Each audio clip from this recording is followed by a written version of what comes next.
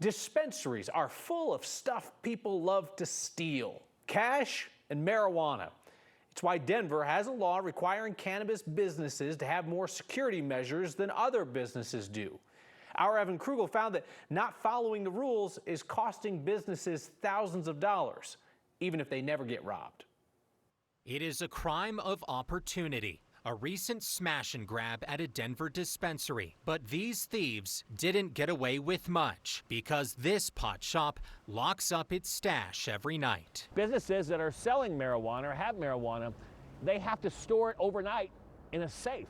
And that includes the edibles, the product, and it also includes the cash. Eric Escudero says the city made that change in 2022 after a string of dispensary burglaries. It makes people a lot less likely to do a smash and grab when there's nothing to grab after they smash. But Escudero says not everyone is playing along.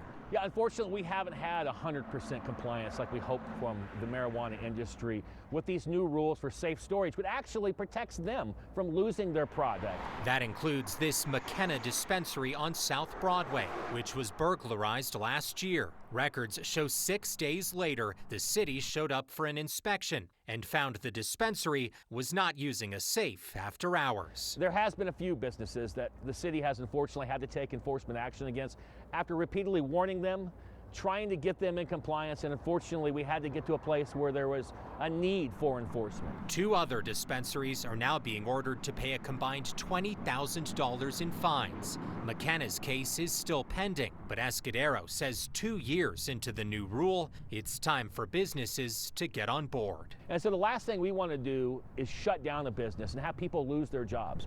What we're trying to get is compliance.